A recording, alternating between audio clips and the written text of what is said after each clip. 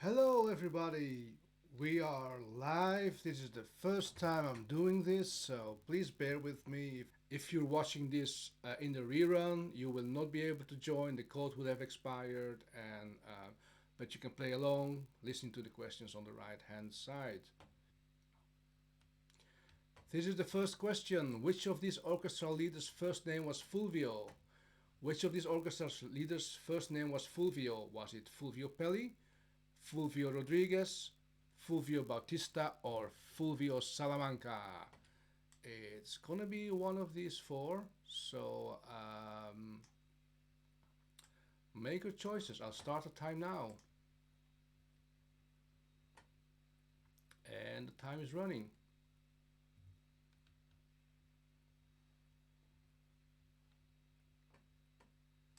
Oh, we have three players now. Apparently, you can join whenever you want to, so I'll put the URL back on. If you're just joining us, there's a URL up here. You can go to this URL, and the code is 6470. People, you have to click the answer that you're interested in, and the right answer was Salamanca. 10 points for wait. All Fulvio Pelli actually is not an orchestra leader, and Fulvio Bautista, I've never heard of him either, so I don't think he's an orchestra leader. And Rodriguez, of course, has a different first name. So on to the next question. Here we go. Before he joined the Tango Orchestra, Biaggi made money by. So Biaggi didn't immediately get into a tango orchestra.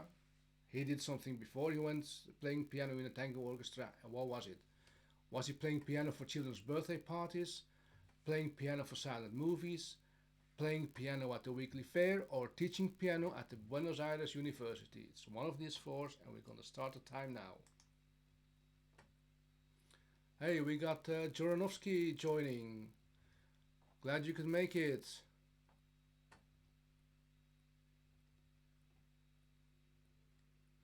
Time is running, you got 15 more seconds. Biaggi, who was a piano player, made money by playing piano for children's birthday party, playing piano for silent movies, playing piano at the weekly fair, or teaching piano at the Buenos Aires University. Hurry up, you got 3 more seconds. And here we are, playing piano for silent movies. B, that's actually correct.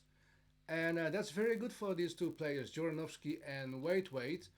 Actually, Biaggi was playing piano for the silent movies. So in the early 20s, early 30s, you had movie theaters, but films didn't have any sound. So people went to the movies, and there would be somebody sitting in front of the theater, and he'd be playing the piano. And one of those guys in Argentina was Biaggi. He was doing that to make money. Next question. Here we are. We've got this handsome guy standing there, got the bow tie, rocking it. Which singer is this? Is it A. Carlos Gardel, B. Ernesto Fama, C. Francisco Fiorentino, or D. Julio Iglesias? It's going to be one of these four. So I'm going to start the time right now. You've got 30 seconds to think about it. Um, who's this guy? It's an old picture, and it's in his younger years. I mean, um, it's one of these four. So is it Carlos Gardel, Ernesto Fama, Francisco Fiorentino, and or is it Julio Iglesias? It's going to be one of these four.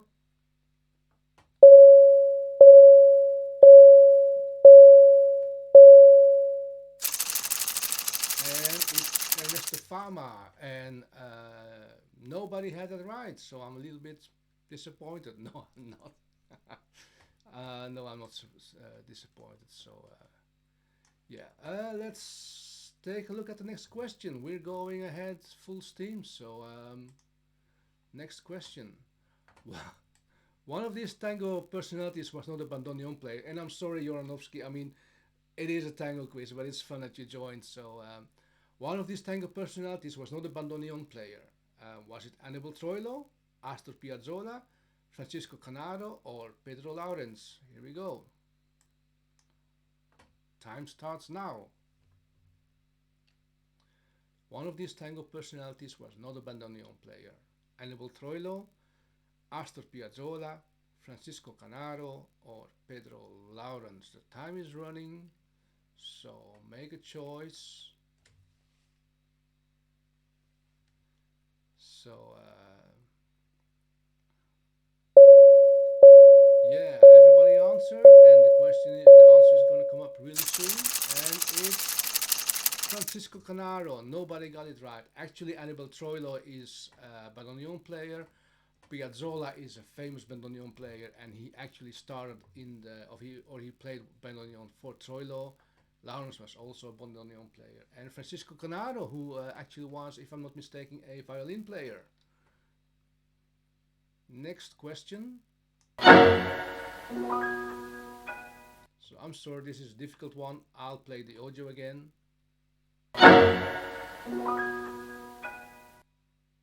And I'll play it one last time. This is the last time I'm gonna.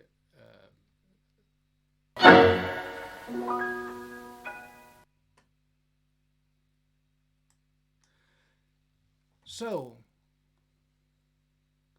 as you know, every orchestra has a very, or lots of orchestras have a very definite ending to their tango songs.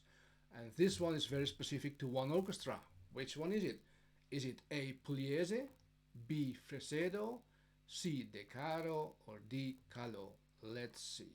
The time starts now.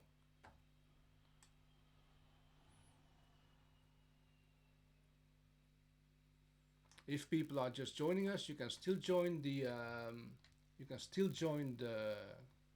quiz by going to this URL play.quista.com and entering the code 6470. 6470.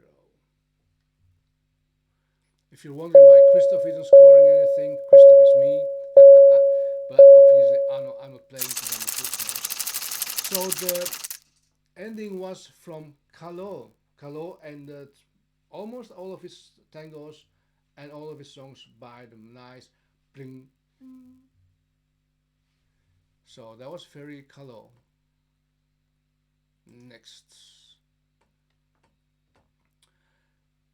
At a certain time, Biaggi was playing in an orchestra, and in which orchestra did he play before allegedly getting fired because he was becoming too popular? This is a story that goes around in tango circles. Apparently, Biaggi got too popular in this orchestra and he got fired from the orchestra for that reason. Was he playing with Gobi, D'Agostino, D'Arienzo, or Edgardo Donato? The time starts now.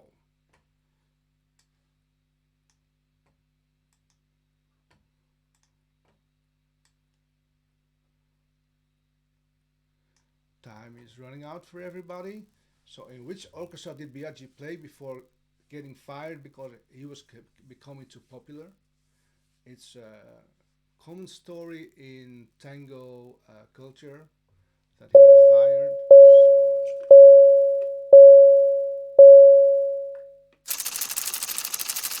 And you got it both right. That's amazing. It was D'Arienzo. D'Arienzo was known for having a very, very big ego. And you could tell because he would go around and saying, I made this club great and I made tango great and people come to venue because I played there, and he was very, very pleased with himself. So at a certain point he discovered Biaggi playing piano at the movies. Remember the earlier question?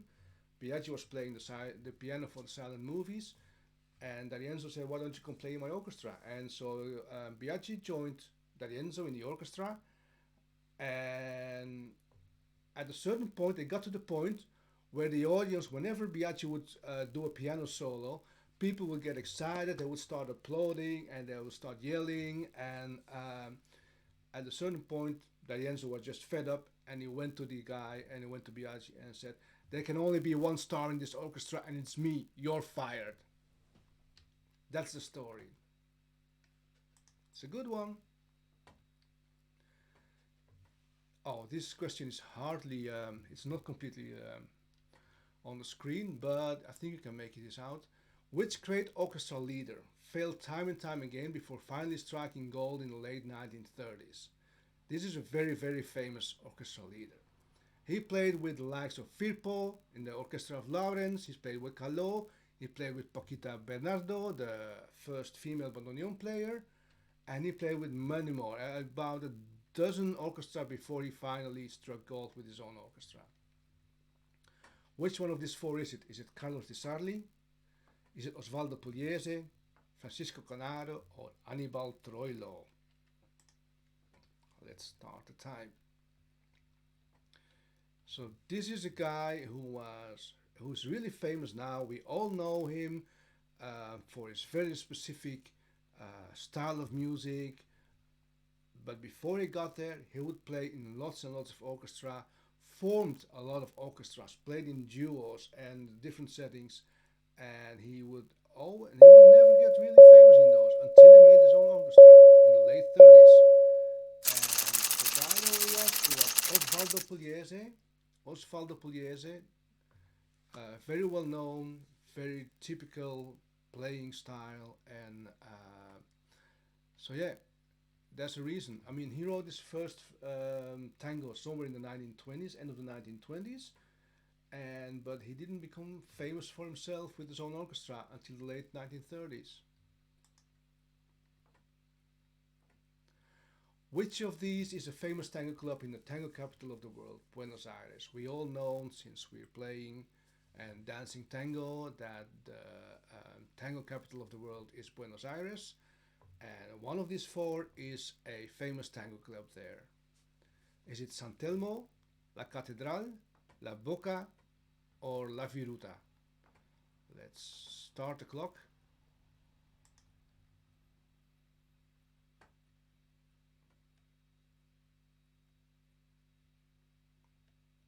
I'm a bit silent because I think this may be a trick question. Yes, this is a trick question.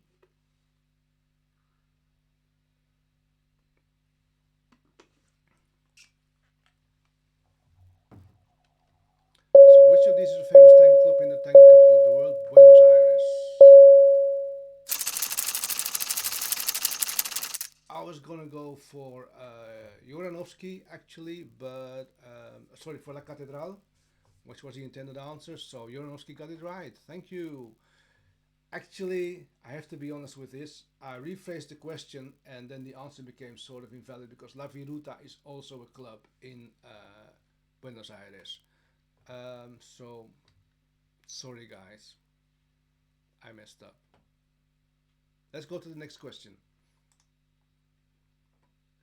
What is the capital of Buenos Aires? So this is not a trick question. What is the capital of Buenos Aires? Is it Buenos Aires? Is it Argentina? Is it Palermo or La Plata? Let's start the time. What is the capital of Buenos Aires? Is it Buenos Aires, Argentina, Palermo, or La Plata? Time is running.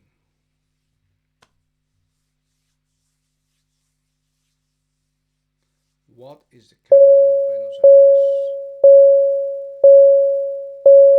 Everybody's Googling this now. It's La Plata, that's right. Juranovsky has it right. So it's not a trick question, it's just you have to know that in Argentina, Buenos Aires is the capital of Argentina, but Buenos Aires is also a province. Buenos Aires is in the province of Buenos Aires, but since Buenos Aires is already the capital of Argentina, La Plata is the capital of the province of Buenos Aires in Argentina. So, a little bit of geography for you. Déjame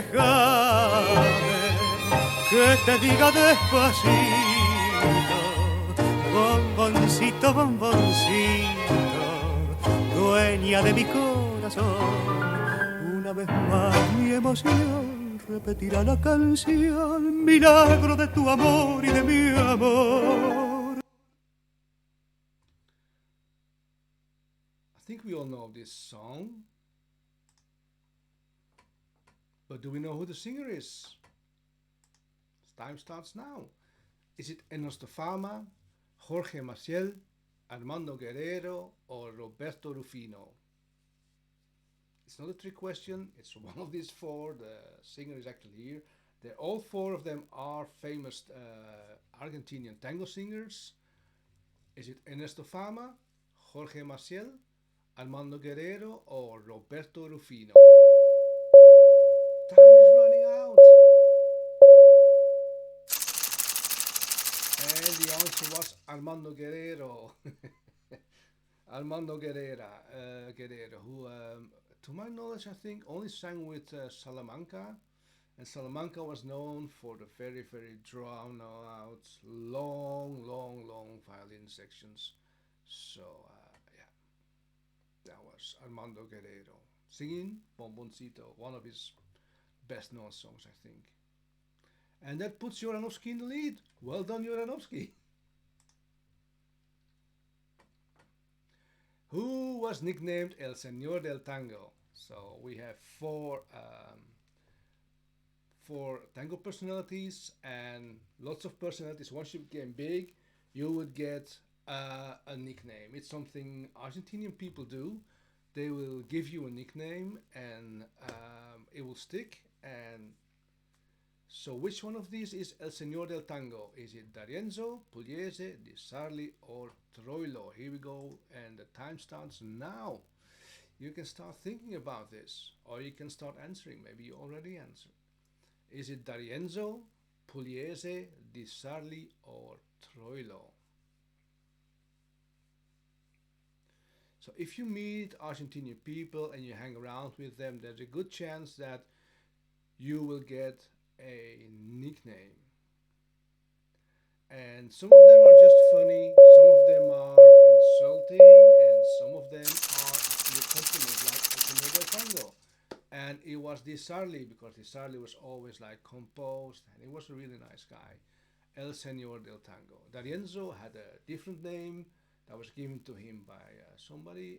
We will not say what it was now because it may come up in a different quiz. Troilo also had a different name. Actually, Troilo had a name that was given to him by his father when he was just a little kid, and it stuck with him his whole life. So that's how it goes with nicknames. Oh, did I just click that? I didn't mean to. Um, I don't know why. I'm sorry about that. Apparently, I am answering my own questions. Let's see. Which tango orchestra is famous for using a harp and a xylophone? Apparently, somebody is complaining that it's all going too fast because the name is Wait Wait. Um, let's see. Which tango orchestra is famous for using a harp and a xylophone? And at the end of his career, he also added drums. Is it Alfredo Gobi, Francisco Lomuto, Osvaldo Fresedo, or Florida Sassone? Let's start the time.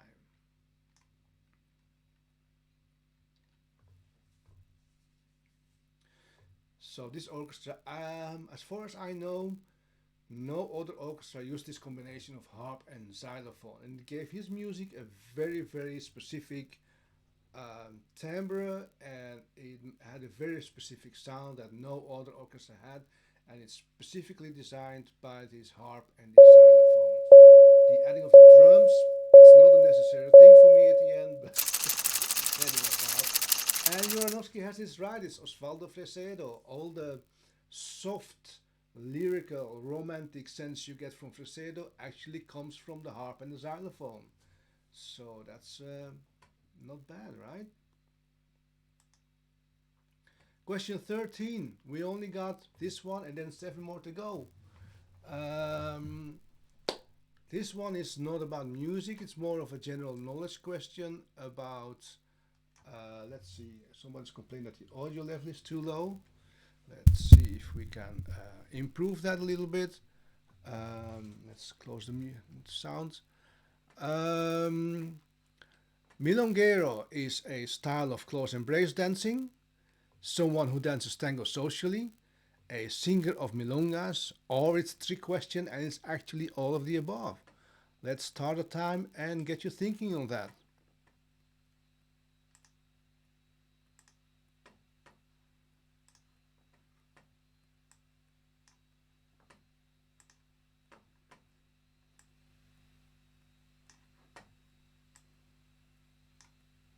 Okay, so milonguero is a style of close embrace dancing, someone who dances tango socially, a singer of milongas, or all of the above.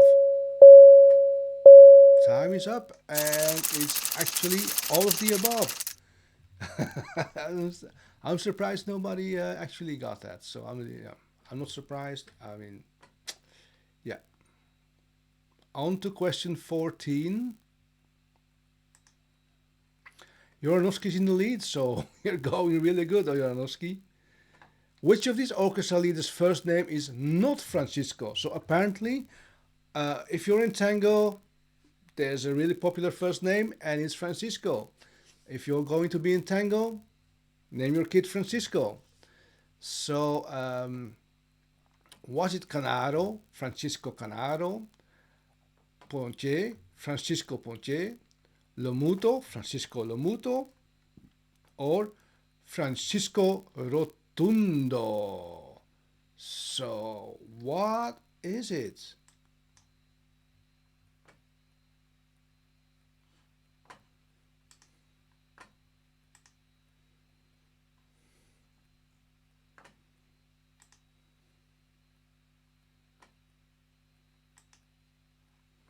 We've got 15 seconds left. Hurry, hurry, hurry, people. You can hear me typing. Yes, that's true.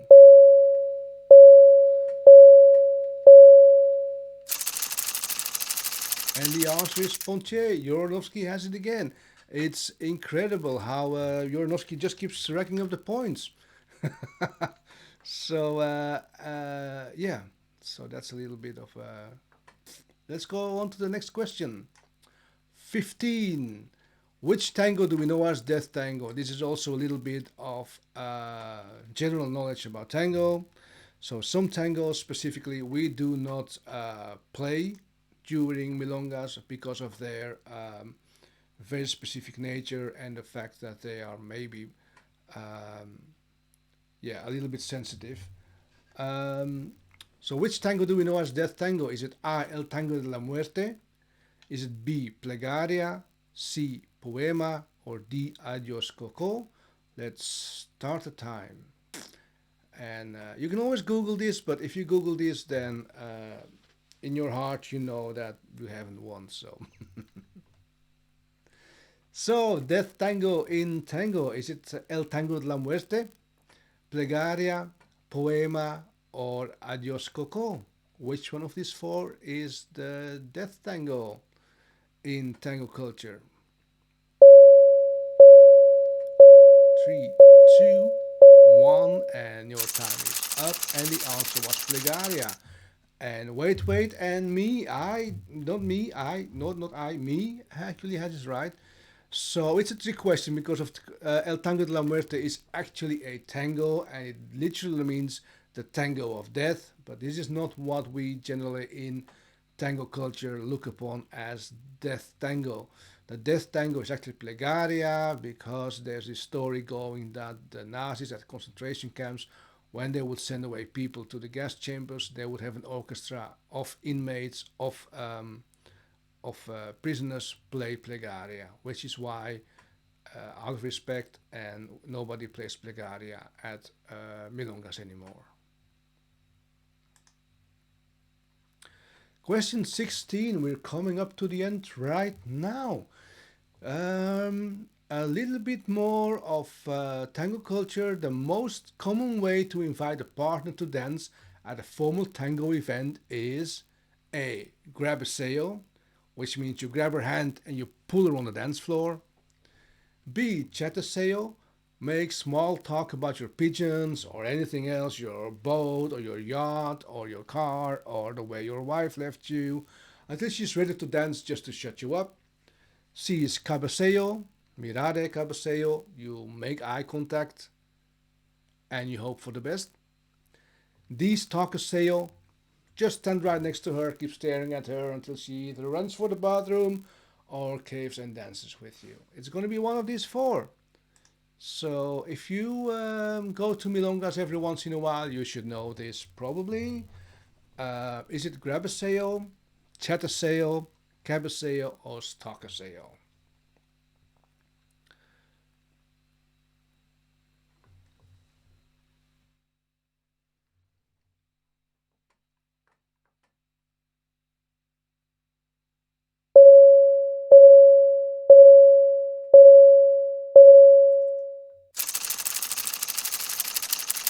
Yes, and you all actually weren't fooled by any of that.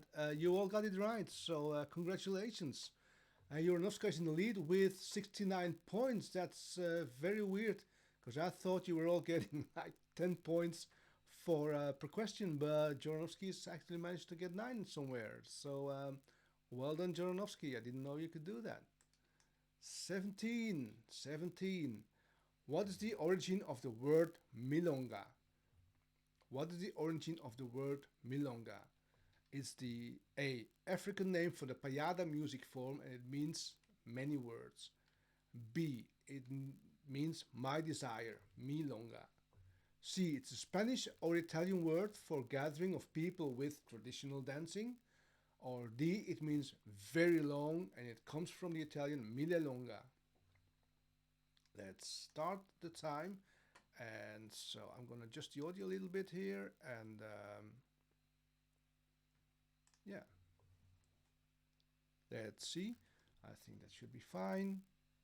Yes.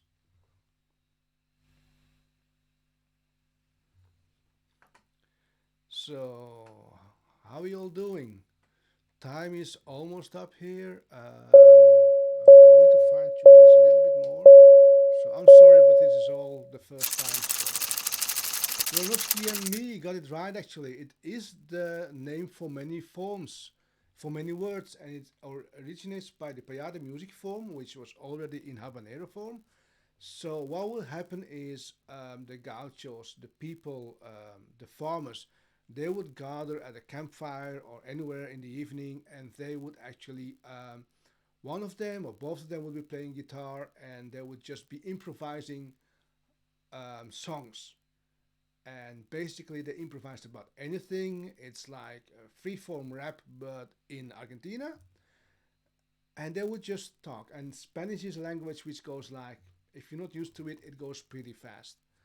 Um, so the African slaves that were listening to the music, they didn't understand a word of what was happening, and they didn't understand the culture. All they all they noticed was two of them were talking all the time because they were making up lines and making up a story as they went along. So they called it milonga, and it really means many words. And it was just they were just saying like, "Oh, they're playing the many words song again." So that's it. Next, next, uh, next question.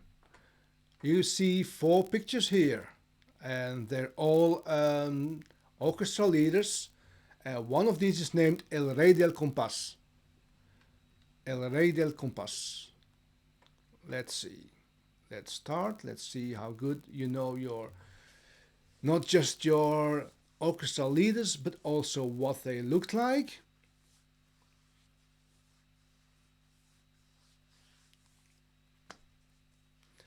This is question 18 of 20. We got two more questions left, and Uranovsky is leading with 79 points, and Wait is second with 50 points. So, few more seconds. Which one was El Rey del Compás?